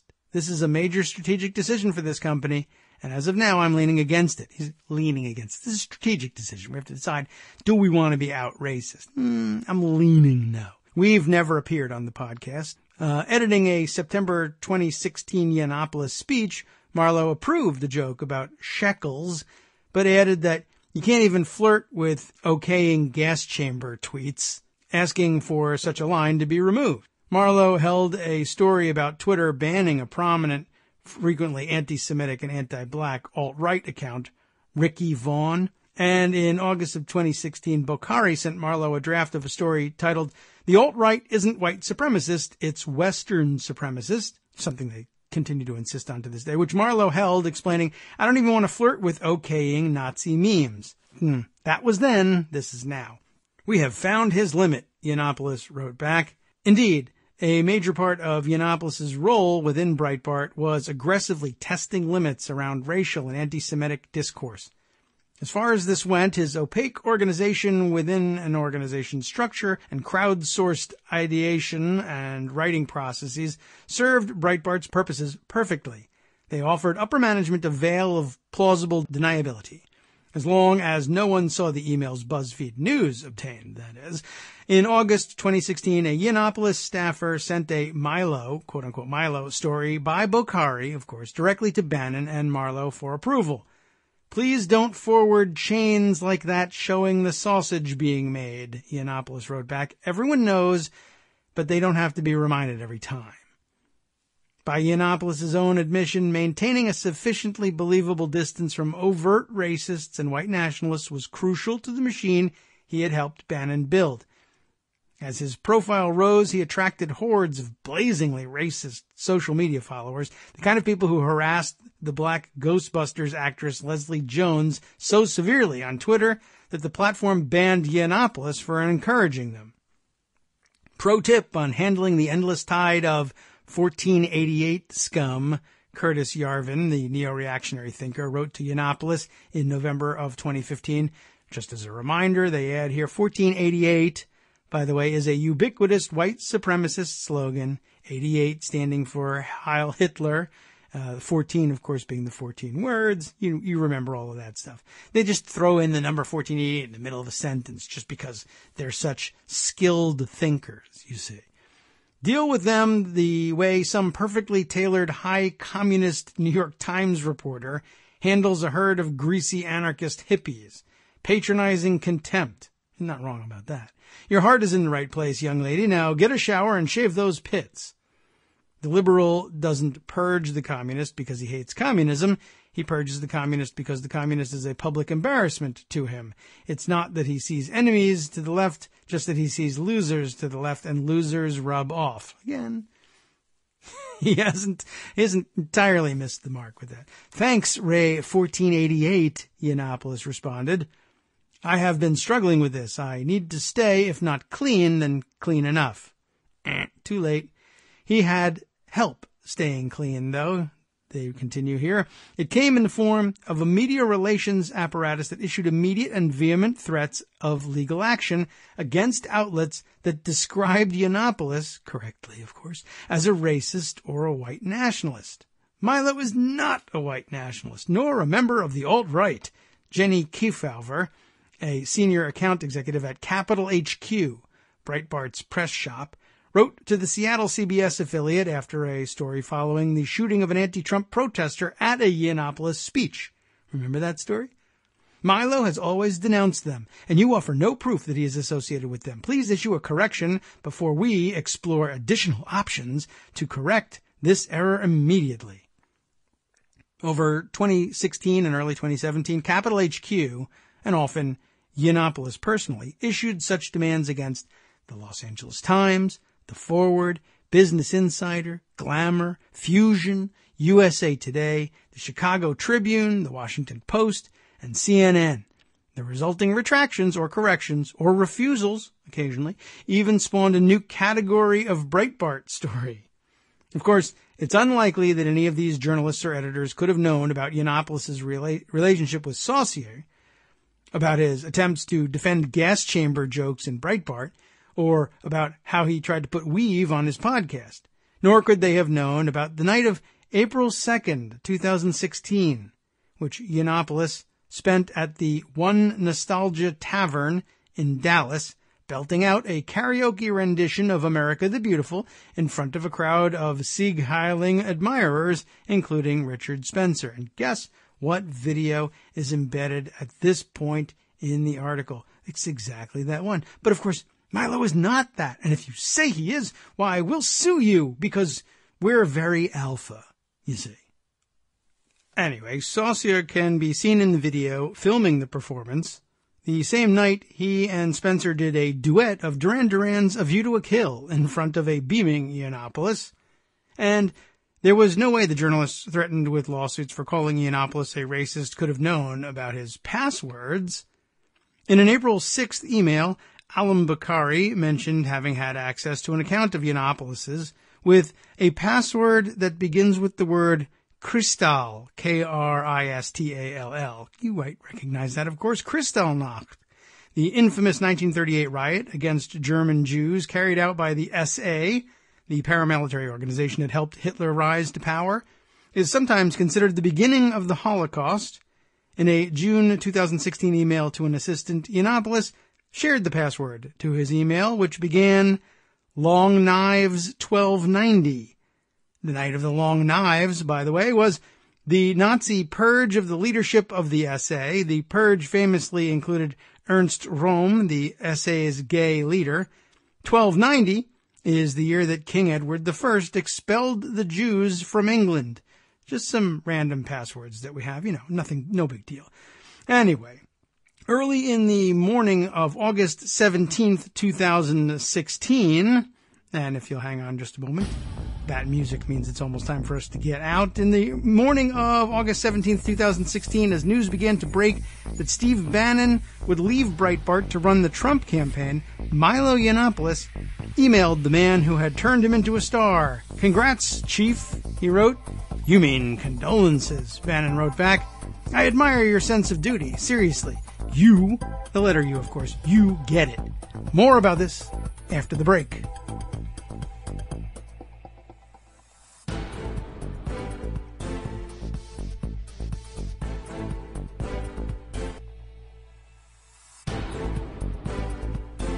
Welcome back to the Kagro in the Morning Show here on Netroots Radio. It's about time for us to finish up with this crazy long Breitbart story. It's true, I wanted to bring you the whole thing. So, well, you know, things we'll get it to wind down here. And then we'll get around to bringing you, I guess, what are we on? Installment 6 of Paula Appaney's and her long-running series, and we're getting near the end. It's going to run out at some point, folks. Don't get too sad about that. But we're on part 6 of GOP as domestic abusers, and we'll bring you that as the close of the show. We are getting towards the end of this crazy long article. Remember where we left off before the break? Of course, the fantastic exchange between Milo Yiannopoulos and Steve Bannon. Always, he's so articulate, the philosopher king, Steve Bannon. You are so great, Milo Yiannopoulos. You are, of course, abbreviated with the letter U and the letter R. You, this exchange punctuated by more of this stuff. "Congrats, Chief," he's writing to Bannon when he gets ready to go off to run the Trump campaign. "You mean condolences," Bannon wrote back. "I admire your sense of duty. Seriously, and you get it." You remember all of that. What does he get?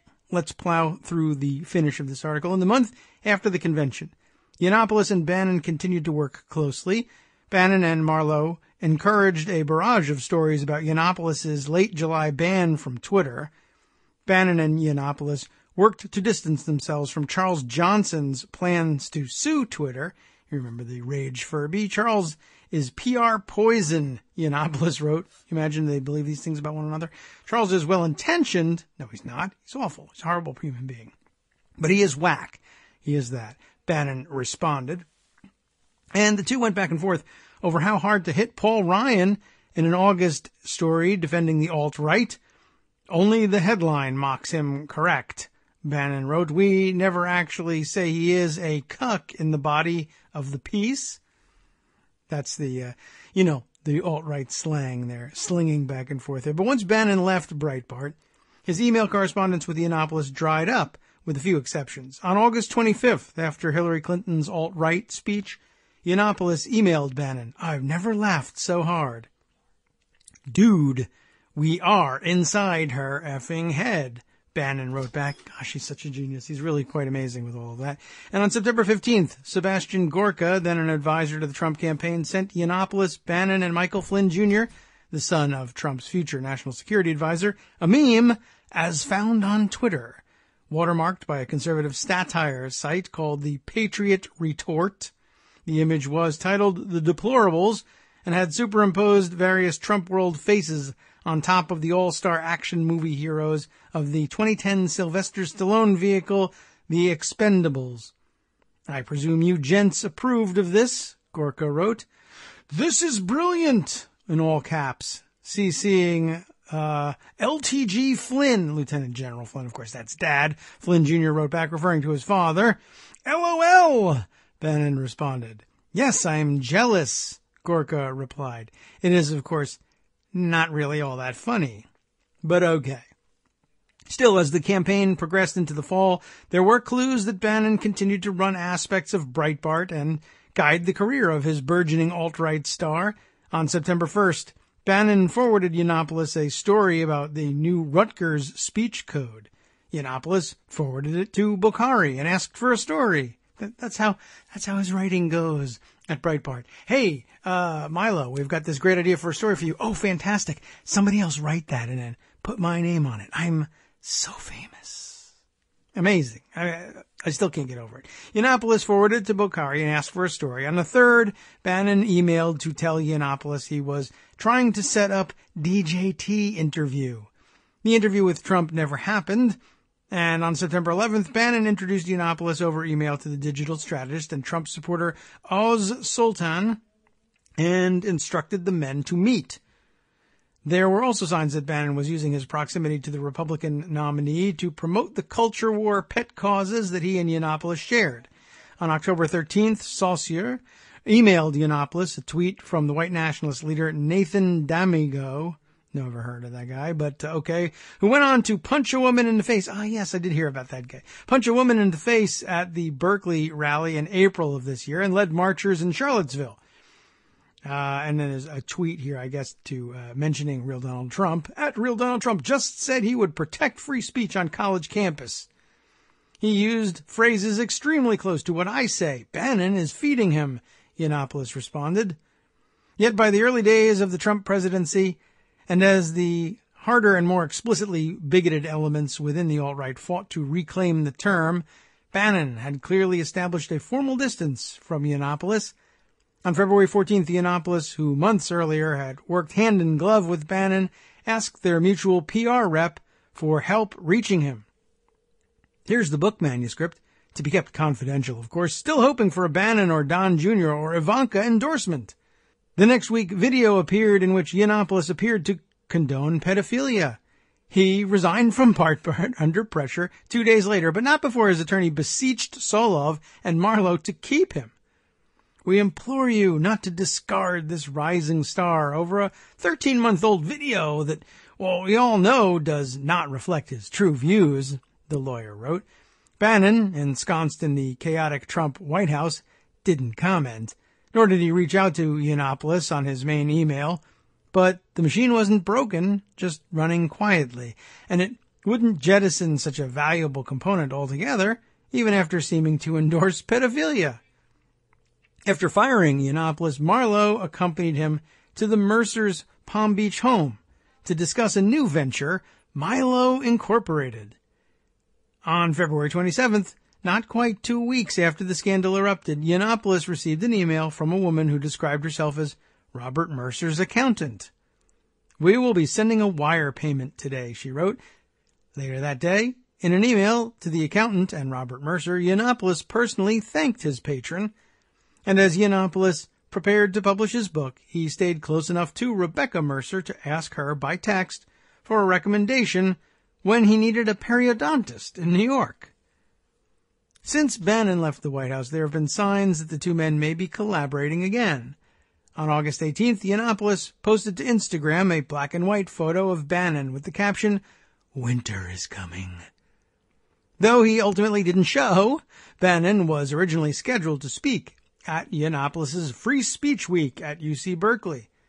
The event, which was supposed to feature an all-star lineup of far-right personalities, was canceled last month, reportedly after a student group sponsoring it failed to fill out the necessary paperwork. And Yiannopoulos has told those close to him that he expects to be back at Breitbart soon. Steve Bannon's actions are often analyzed through the lens of his professed ideology, that of an anti-Islam, anti-immigrant, anti-globalist crusader bent on destroying prevailing liberal ideas about immigration, diversity, and economics. To be sure, much of that comes through in the documents obtained by BuzzFeed News. The camp of the saints, Bannon is there, demanding Yiannopoulos change refugee to migrant in a February 2016 story, speaking of the hashtag war for the West. Still, it is less often we think about Bannon as simply a media executive in charge of a private company.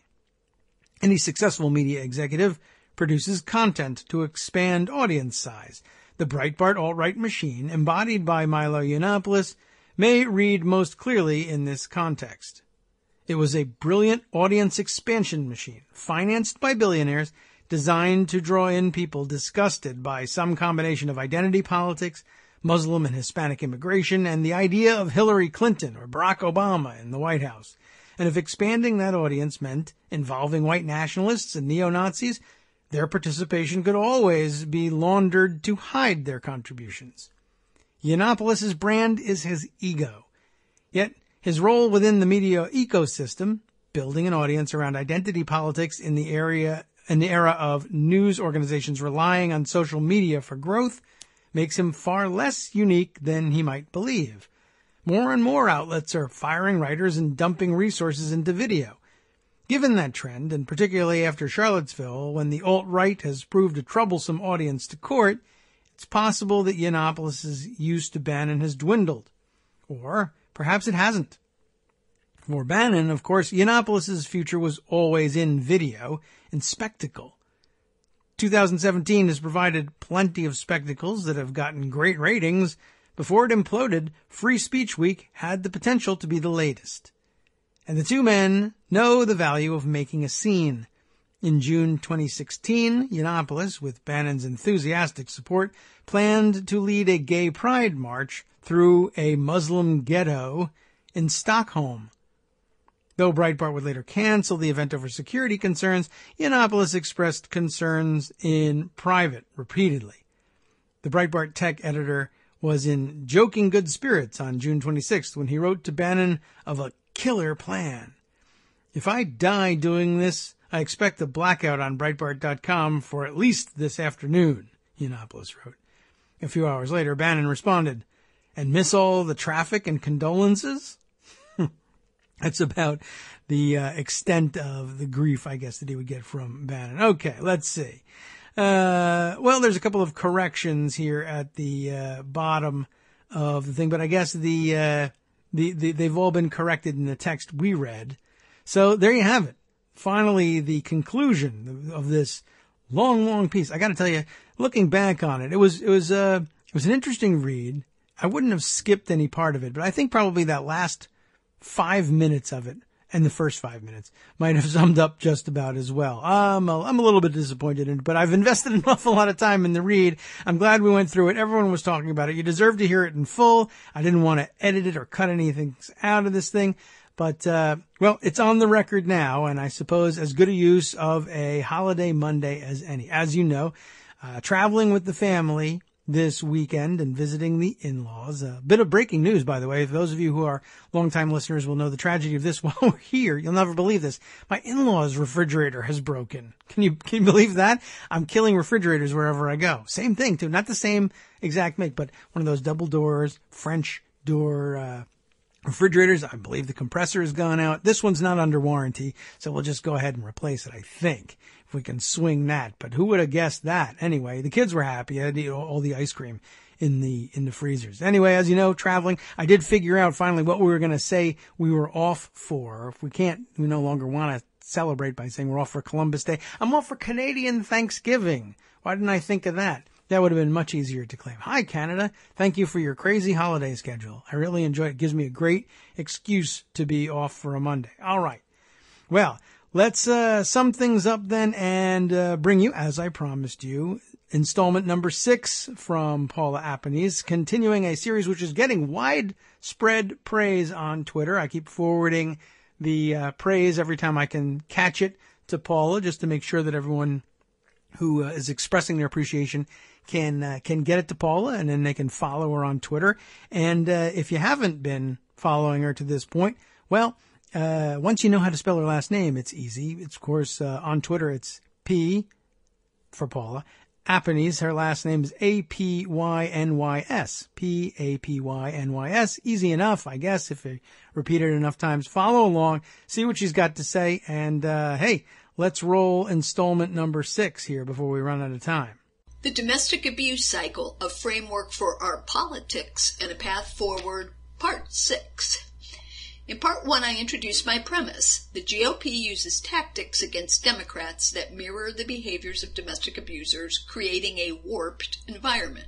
In Part 2, I gave examples of these tactics, and in Part 3, I described the ineffective response by Democrats. In Part 4, I talked about how the media amplifies rather than evaluates GOP abuses, and how Democrats need to recognize this dynamic. In Part 5, I covered how Democrats can move from a defensive to an offensive position by reintroducing to the public what decent standards of political behavior should be. Today, I will propose some additional tactics that Democrats can use to that end. One of the things that Democrats can do is create and then unite around a core set of what I call meta messages, meaning large sort of foundational messages particularly things that everyone in the party can pretty much agree on, underneath of which you can then maybe go off in slightly different directions depending on what you're dealing with, what the particular issue is, what part of the country you're in, etc. But the meta messages can be sort of a consistent foundational place to begin.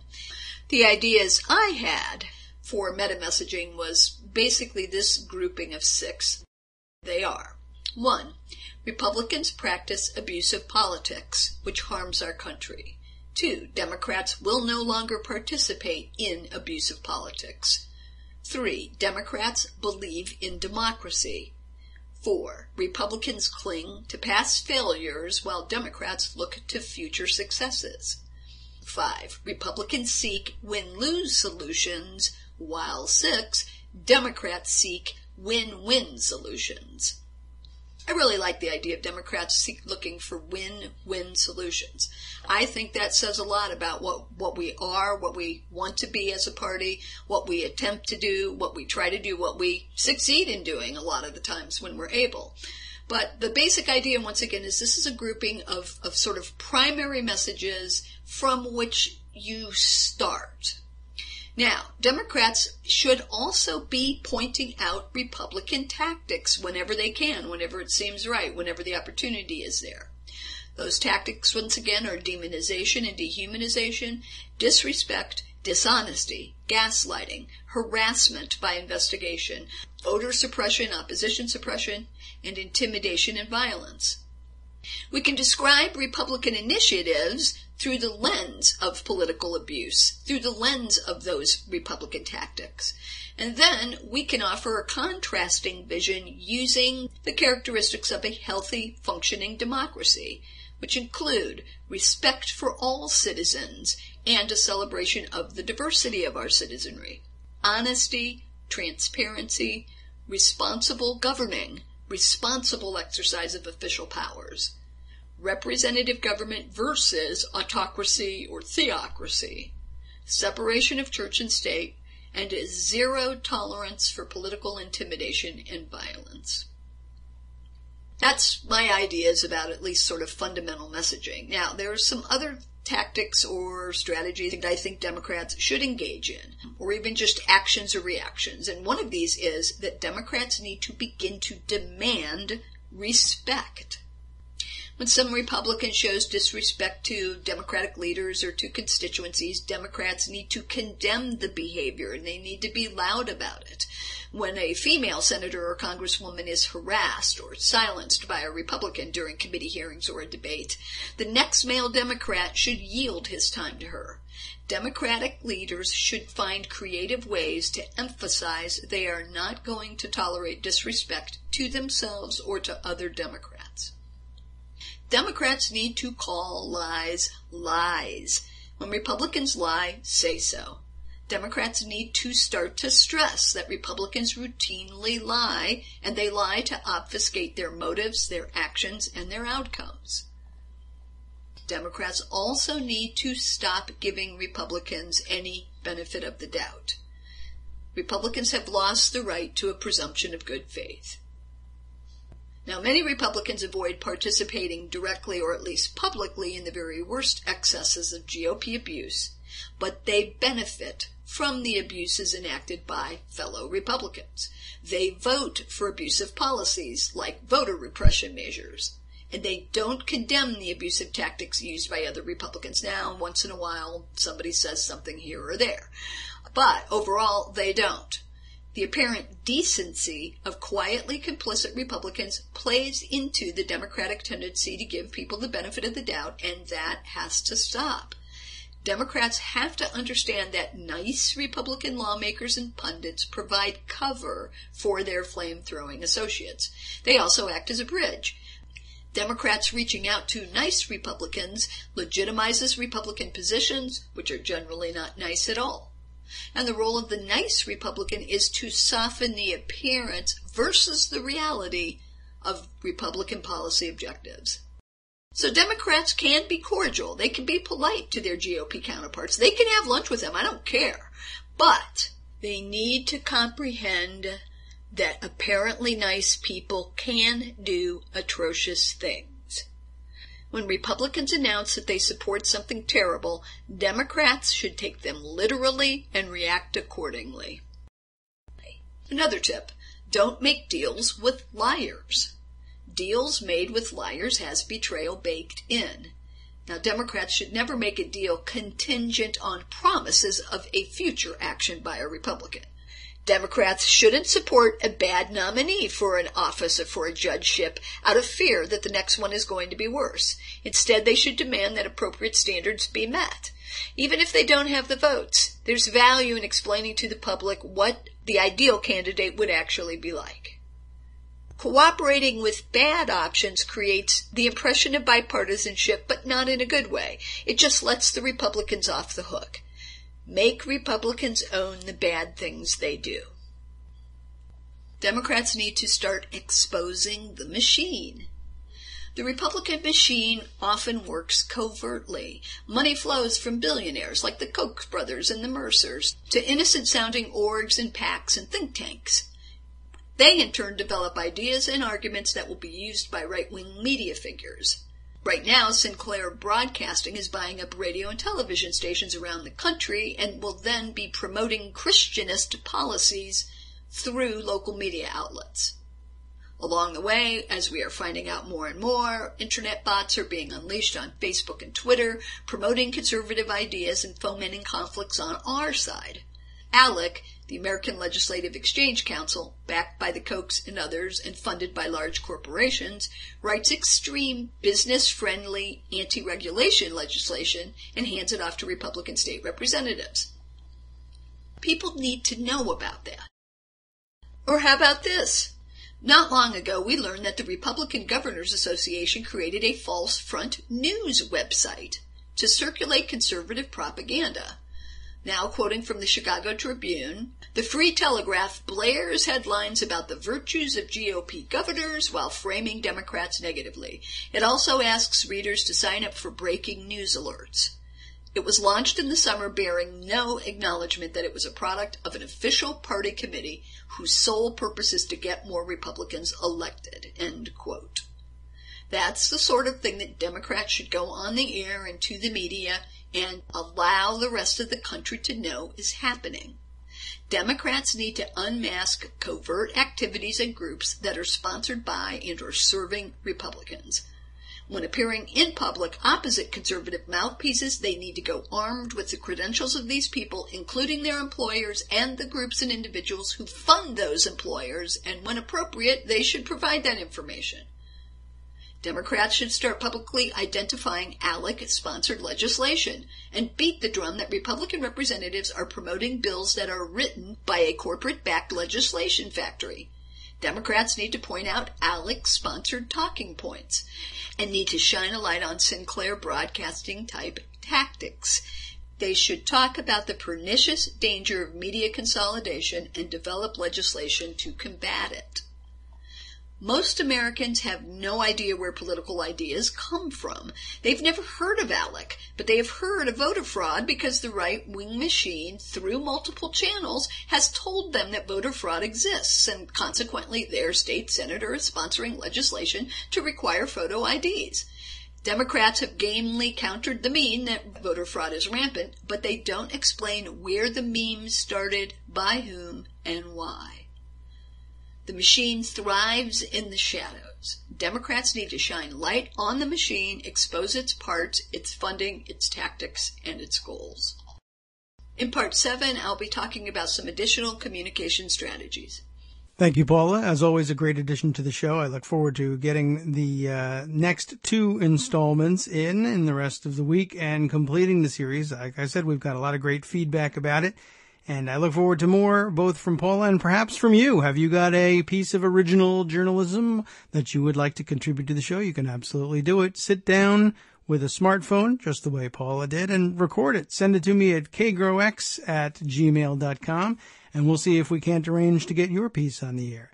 What will we do with the final couple of minutes of today's show? I did express some disappointment. Somehow I thought that this Breitbart story was going to be bigger and more exciting, and perhaps the fact that I read it in real time in installments took something out of it. But I thought I might conclude then with Martin Longman's piece, you know, good old Boo Man from way back in the day. In Washington Monthly, he read it too, and he digested it in a way that I think perhaps maybe ties up the loose ends, at least in my mind. Bannon and Breitbart's Nazi ties, a lot of it relies on excerpting from the material we just went through. But let's take a look at the way Longman sums things up here. I finally slogged my way through the entire BuzzFeed article, as I just did, on Breitbart News' extensive ties to Nazism, and it was one of the most dispiriting things I've ever done. Maybe that's it. I just feel dispirited by it. I had a dim view of the organization already, but even in my more paranoid moments, I never suspected that they were anything close to this bad. Milo Yiannopoulos, as you know, we read all about it, uses Cristal in reference to Kristallnacht and Long Knives 1290 for his passwords. He has to be reminded repeatedly by a generally sympathetic editor-in-chief, Alex Marlow, not to flirt with okaying Nazi memes, do podcasts with white supremacists, or make Holocaust oven jokes. He does karaoke while Richard Spencer and other white supremacists give him the Nazi salute. He considers Devin Saucier to be one of his very best friends, a man so extreme that even Mike Cernovich has tried to disassociate from him. The Mercer family, of course, completely behind his ideology. So Steve Bannon. That's clear from the email threads that BuzzFeed obtained. Together, they turned Milo into a sensation. And when they had to fire him for making comments sympathetic to pedophilia, that didn't prevent them from quietly supporting him and helping him plan for the next phase of his career. The thing that really hit home for me, though, was the part of the article that described the editorial process Breitbart used when working on their feature piece, An Establishment Conservative's Guide to the Alt-Right. Since I have an editorial role, he writes, at the Washington Monthly, I'm accustomed to the practice of sending around drafts and articles to people both on and off the official editorial staff, and I just can't wrap my head around the idea of working in an organization where article drafts are sent out to white nationalists for comment and annotation. People who contributed to the piece included the system administrator of the Daily Stormer, that was Weave, remember him, Curtis Yarvin, Mencius Moldbug, we've mentioned him before, and you remember him from the piece. He's credited with creating the neo-reactionary movement. The aforementioned Devin Saucier, who edits the white nationalist magazine American Renaissance, and Theodore Beale, a.k.a. Vox Day, a self-described Christian nationalist best known for his expulsion from the board of the Science Fiction and Fantasy Writers of America after he called novelist N.K. Jemisin an ignorant half-savage. These weren't people who were interviewed as part of the reporting for the piece. They were serving as editors and marking up the drafts. They were part of the editorial email chain for this piece that went straight to the top. I don't need to remind you, he concludes, that President Trump hired Steve Bannon to work on his campaign and then made him his chief strategist. Like I said, even in my most paranoid moments, I never thought things were this bad. I think all of this needs to be placed like a millstone around the necks of any politician who has anything to do with the Mercer family and their money. And maybe that's exactly where you want to lay this, so that no one ever forgets and no one ever takes that cash on board again without feeling horrifically embarrassed by it. But guess what? The next cycle is starting, and Steve Bannon is all over the place trying to find righter than right-wing challengers for 2018, or for senators, Republican senators who are up for re-election in 2018. Now, this was supposed to be like a cruise at the beach for the Republicans in 2018.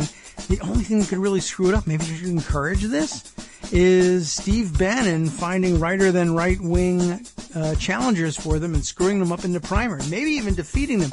I can't hope for it, of course, because then we just fall into the, oh, they'll never elect Reagan, oh, they'll never elect Trump, oh, they'll never elect whoever. Roy Moore is the next one up. Do we dare? Do we dare meddle in it? Or is it just going to happen anyway? Maybe there's nothing we can do about it. It's just going to happen, and we're going to watch it either fall apart or take America down with it. I don't know which, maybe both. It could all happen. I don't know. But it's rather amazing to see that he's out there setting them up for this. I don't know whether we can depend on the right-thinking Americans out there to do the right thing and defeat them outright, or defeat them if they should win the nomination. I don't know. We'll cross our fingers and hope against hope. From Daily Kos Radio on networksradio.com. You have been listening to the Kagro in the Morning Show with David Waldman. Thank you very much for listening. I know it's difficult sometimes on a Monday to come back from an exciting news weekend and not have a live show, but we'll be back tomorrow, Tuesday, and Greg will be with me, and I'm sorry, you have to wait till Wednesday for him, but I'll discuss all of the headlines and get it all right for you in the next show, and we'll catch up. I will talk to you tomorrow.